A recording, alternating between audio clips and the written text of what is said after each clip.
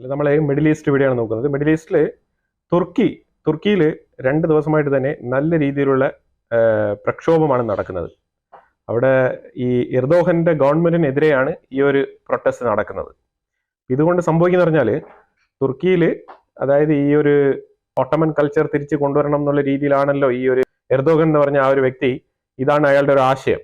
അതായത് ഈ ഒരു ഇസ്ലാമികവൽക്കരിക്കുക എന്നുള്ളതാണ് തുർക്കിയെ, ആ രീതിയിലാണ്. അപ്പൊ അതുകൊണ്ടാണ് യൂറോപ്പിൽ നിന്നും ശരിക്കും തുർക്കി ഒരു ഇടപെട്ട കാലത്ത് യൂറോപ്പിന്റെ ആ ഒരു കൾച്ചറിൽ തന്നെ മാറി പോയിക്കൊണ്ടിരുന്ന ഒരു സമയം. വളരെ ഡൗട്ട്ഫുൾ ആയിട്ട് തന്നെ ലോകമെമ്പാടുമുള്ള ആൾക്കാർ തുർക്കിക്ക് ഉണ്ടായ ഒരു മാറ്റം വളരെ ആശ്ചര്യത്തോടു കൂടി നോക്കി കണ്ടതായിരുന്നു.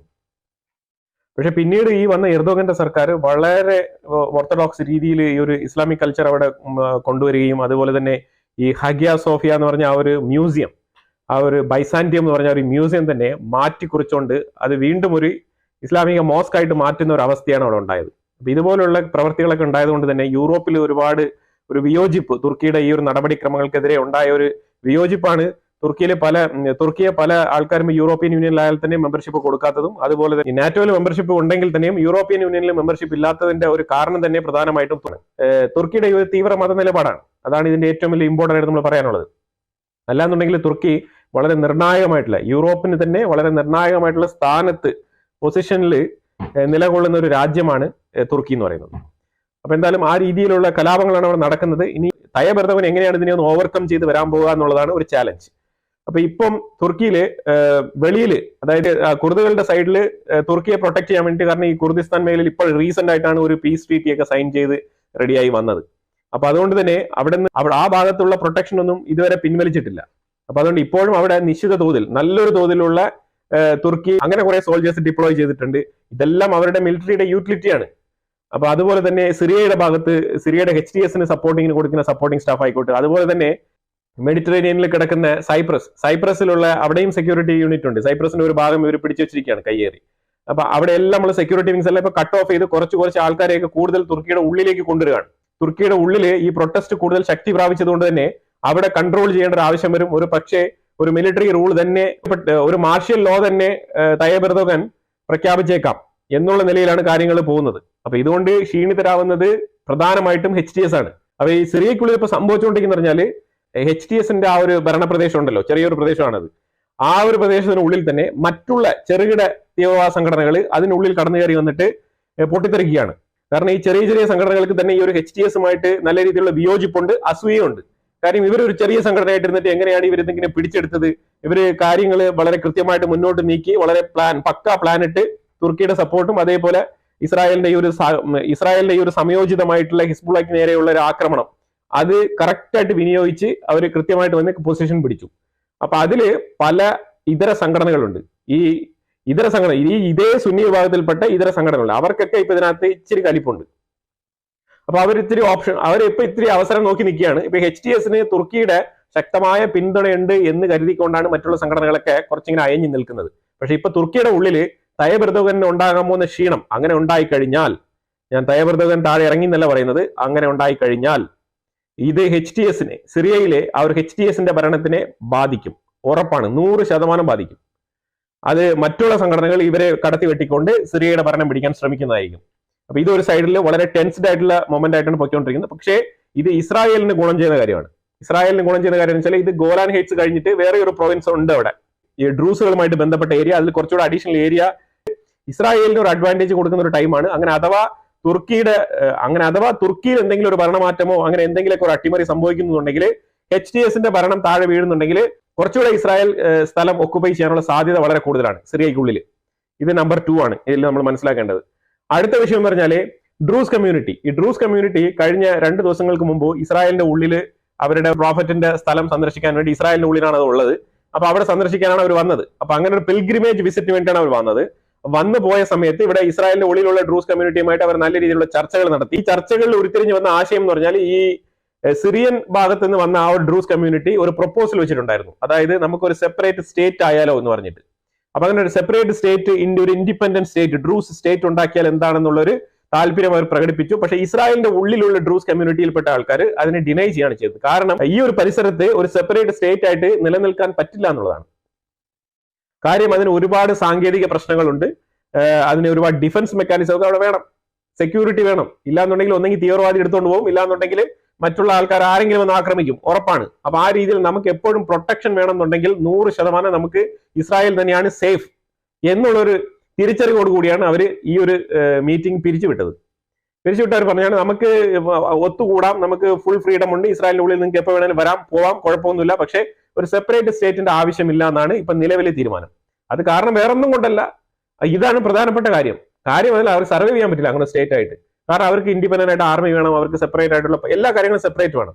അപ്പൊ അത് നടക്കാത്തൊരു കാര്യമാണ്. അപ്പൊ അതിലുപരിയായിട്ട് ഇസ്രായേലിന്റെ തണലിൽ തന്നെ നിൽക്കുന്നതാണ് ഏറ്റവും നല്ലത്. ഇസ്രായേലിന്റെ ഉള്ളിൽ ഡ്രൂസ് കമ്മ്യൂണിറ്റികൾ വർഷങ്ങളായിട്ട് അവർ ഒരു പ്രശ്നമില്ലാതെ ജീവിക്കുന്നുണ്ട്.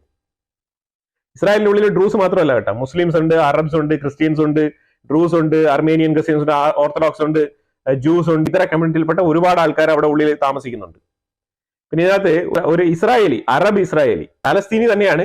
ഈ പാലസ്തീനി ഇസ്രായേലിന്റെ ആ ഒരു 1948 ആ ഒരു വിഭജനം ഉണ്ടായ സമയത്ത് ഇസ്രായേലിന്റെ ഉള്ളിലാണ് അവർ താമസിച്ചിരുന്നത്. അവർ തുടർന്ന് അവിടെ തന്നെയാണ് താമസിച്ചുകൊണ്ടിരിക്കുന്നത്. അപ്പൊ അവർ ഇസ്രായേൽ സിറ്റിസൺ ആയിട്ടുള്ള അറബ്സ് ആണ് അവർ.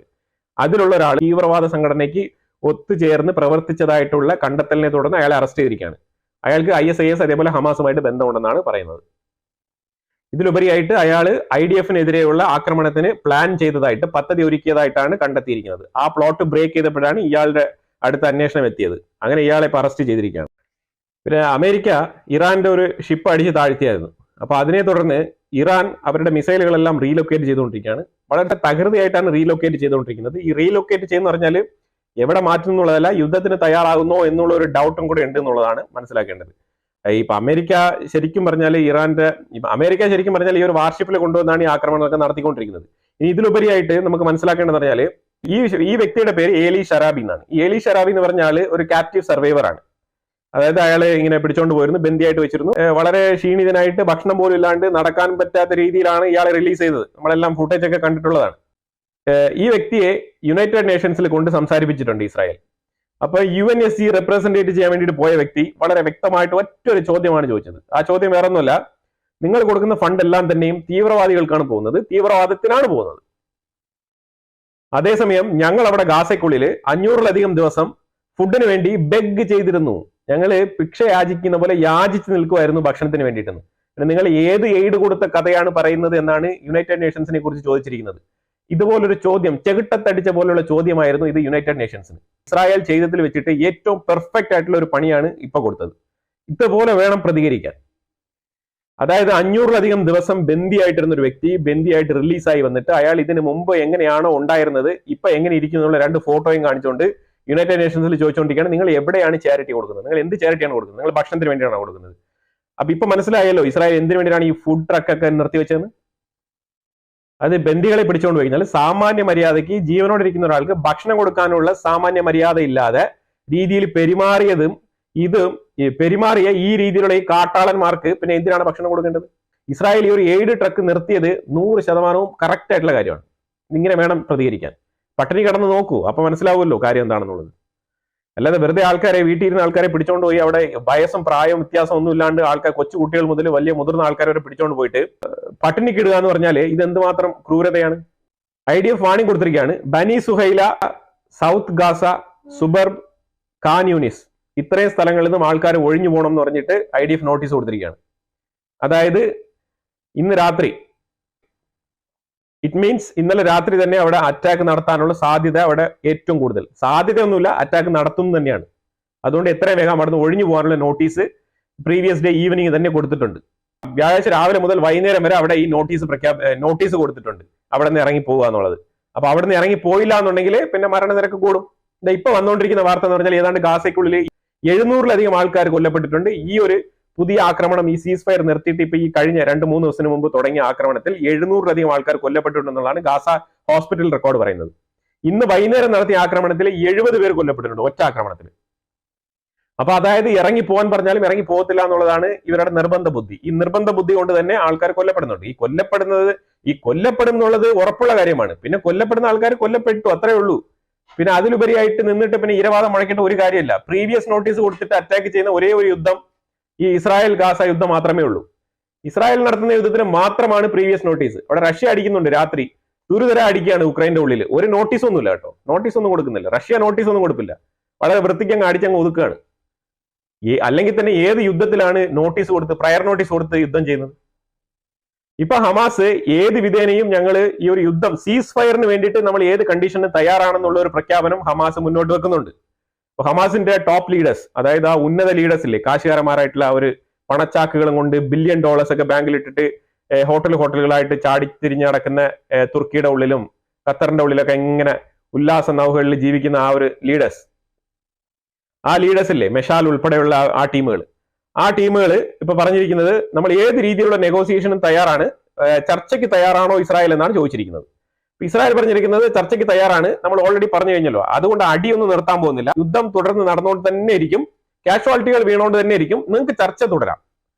ഇവിടെ ചർച്ചയ്ക്ക് യാതൊരു പ്രസക്തിയില്ല. നിങ്ങൾ പിടിച്ചു വെച്ചിരിക്കുന്ന ജീവനോടെ ഇരിക്കുന്ന ആൾക്കാരെ തിരിച്ചയക്കുക, അതാണ് ഇവിടുത്തെ ചർച്ച. പിന്നെ എന്താണ് ഇതിൽ കൂടുതൽ ചർച്ച എന്നാണ് ചോദിക്കുന്നത്. അപ്പൊ ചർച്ചയ്ക്ക് വേണമെങ്കിൽ ഞങ്ങൾ വരാം, റെപ്രസെന്റേറ്റീവിനെ അയക്കാം, നിങ്ങൾ എന്താ വെച്ചാൽ പറഞ്ഞോളൂ എന്നാണ് പറയുന്നത്. അടി ശരിക്കും ഏറ്റുകൊണ്ടിരിക്കുകയാണ്. ഹമാസ് 1 2 ദിവസം 3 4 ദിവസം ഇങ്ങനെ പിടിച്ചു നിൽക്കാനുള്ള സാധ്യതയുണ്ട്.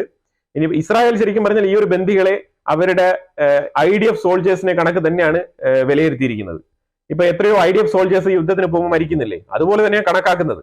മാട്രേഡ് ആയിട്ട് കണക്കാക്കിയിട്ട് അവര് അതിനെ എഴുതി തള്ളുകയാണ്. എന്നിട്ടാണ് ഈ ഒരു യുദ്ധത്തിന് ഇറങ്ങിയിരിക്കുന്നത്. ഇതാ മണ്ടന്മാർക്ക് മനസ്സിലായോ എന്നുള്ളത് നമുക്കറിയത്തില്ല. ഇപ്പോഴും ബന്ദികളെ വെച്ചിട്ട് ചർച്ച എന്ന് പറഞ്ഞുകൊണ്ടിരിക്കുന്നത്. ഇസ്രായേൽ രണ്ടും കൽപ്പിച്ച് തീരുമാനിച്ചിട്ടാണ് ഇറങ്ങിയിരിക്കുന്നത്, നല്ല ഉറപ്പിച്ചിട്ടാണ് ഇറങ്ങിയിരിക്കുന്നത്. അതിലുപരിയായിട്ട് ഇന്നലെ മുതൽ വ്യാഴാഴ്ച മുതൽ IDF ഗാസയ്ക്കുള്ളിൽ ഗ്രൗണ്ട് അറ്റാക്ക് തുടങ്ങിയിട്ടുണ്ട്. ഗ്രൗണ്ട് ഫോഴ്സിനെ ഇറക്കി വിട്ടിട്ടുണ്ട്. ഈ ബഫർ സോണിൽ നിന്ന് അത്രയും ആൾക്കാരും ഈ നെറ്റ്സരീം കോറിഡോർ അതേപോലെ തന്നെ ബഫർ സോണിലുള്ള ആൾക്കാർ മൊത്തം ഇപ്പം ഗാസയ്ക്കുള്ളിൽ ഇറങ്ങി പോയിരിക്കുകയാണ്. അപ്പൊ അവിടെ തകൃതിയായിട്ടുള്ള ആക്രമണങ്ങൾ നടക്കുന്നത്. കാഷ്വാലിറ്റികളുടെ എണ്ണം 700 അല്ല, ഇരട്ടി ആവാനുള്ള സാധ്യത വിത്തിൻ വളരെ ഷോർട്ട് ഡേയ്സിൽ തന്നെ 1 2 ദിവസങ്ങൾക്കുള്ളിൽ തന്നെ നല്ല രീതിയിലുള്ള മരണനിരക്ക് വർദ്ധിക്കാനുള്ള സാധ്യത വളരെ കൂടുതലാണ്. കാരണം ഇത് കഴിഞ്ഞ തവണത്തെ അറ്റാക്ക് പോലെ നോക്കി നിന്ന് നോട്ടീസ് കൊടുത്ത് അത് കുറച്ച് ടൈം എടുത്തുള്ള അറ്റാക്ക് അല്ല, ഇത് വളരെ എഫക്റ്റീവ് ആയിട്ടാണ് ഈ ഒരു ഓപ്പറേഷൻ നടത്തിക്കൊണ്ടിരിക്കുന്നത്. ഇതിലുപരിയായിട്ട് വേറൊരു ഭീഷണിയും കൂടെ ഉണ്ട്. ഈ ഒരു വേറൊരു ഭീഷണി എന്ന് പറഞ്ഞാൽ ഇതൊരു ഇന്റലിജൻസ് റിപ്പോർട്ടാണ്. ഇത് ഇസ്രായേലിന്റെ ഉള്ളിൽ തന്നെ ഇന്റലിജൻസ് റിപ്പോർട്ട് കിട്ടിയത് എന്താ വെച്ചാൽ ഹമാസ് ലോകമെമ്പാടുമുള്ള ഇസ്രായേൽ US എംബസികളെ ടാർഗറ്റ് ചെയ്യുന്നു എന്നുള്ളതാണ് വാർത്ത. അതായത് ഇസ്രായേലിന്റെ ഉള്ളിൽ ഇവർക്കൊന്നും ചെയ്യാൻ കഴിയുന്നില്ല. അതുകൊണ്ട് ഇവര് ആഗോളതലത്തില് വേറെ അമേരിക്കയിലോ പുറം രാജ്യങ്ങളിലുള്ള അമേരിക്കൻ എംബസി, ഇസ്രായേൽ എംബസി ഇതൊക്കെ ടാർഗറ്റ് ചെയ്യാണ് അവിടുത്തെ എംപ്ലോയീസ്. അതേപോലെ തന്നെ ഇസ്രായേലികൾ ഇനി വേറെ ഏതെങ്കിലും രാജ്യങ്ങളിലുണ്ടോ, അങ്ങനെ ആ രീതിയിൽ നമുക്ക് എന്തെങ്കിലുമൊക്കെ ഇവർക്ക് റിവെഞ്ച് കൊടുക്കാൻ പറ്റുമോ എന്നുള്ള രീതിയിലുള്ള ചിന്താഗതിയും ആക്ഷൻ പ്ലാൻസ് ഒക്കെയാണ് തയ്യാറായിക്കൊണ്ടിരിക്കുന്നത്. എന്ത് ദാരിദ്ര്യ അവസ്ഥയാണെന്ന് നോക്കൂ, എന്ത് തരത്തിലുള്ള ഭീരുത്വമായ ഒരു അവസ്ഥയാണെന്ന് നോക്കൂ ഹമാസിന്. ഇവരെയൊക്കെയാണ് പോരാളികൾ എന്ന് പറയുന്നത്. അതായത് ഈ പോരാളികൾ എന്നൊക്കെ പറയുന്ന ആൾക്കാർ നേരിട്ടങ്ങ് പോവുക, ഗാസയ്ക്കുള്ളിൽ പോയിട്ട് നേരിട്ടങ്ങ് നിന്ന് നെഞ്ചും നിവർത്തി വെടിയുണ്ട മേടിച്ച് അവിടെ നിങ്ങളുടെ ധീരത കാണിക്കുക, അതാണ് ചെയ്യേണ്ടത്. അതിലുപരിയായിട്ട് ഇവിടെ ആഗോളതലത്തിൽ പോയിട്ട് പാവപ്പെട്ട ആൾക്കാരെയൊക്കെ പിടിച്ചുകൊണ്ട് അല്ലെങ്കിൽ ഏതെങ്കിലും കെട്ടിടത്തിന് പോയി പൊട്ടിത്തെറിപ്പിച്ചിട്ട് എന്ത് കാര്യമാണുള്ളത്? ഒരു കാര്യമില്ല.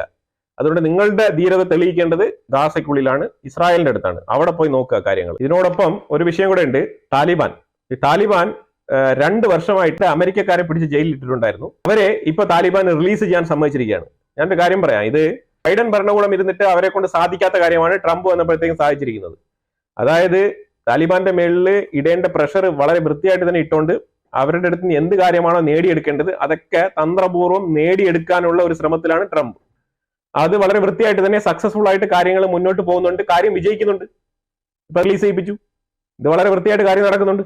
പിന്നെ തുടർന്ന് നമ്മൾ വീഡിയോകളെ കാണുക, അതുപോലെ തന്നെ നിങ്ങൾ സബ്സ്ക്രൈബ് ചെയ്യുക, ലൈക്ക് ചെയ്യുക, ഷെയർ ചെയ്യുക, ഇതെല്ലാം നിങ്ങൾ ഇഷ്ടം പോലുള്ള കാര്യങ്ങളൊക്കെ ചെയ്തോളൂ. അടുത്ത വീഡിയോ ആയിട്ട് വരാം.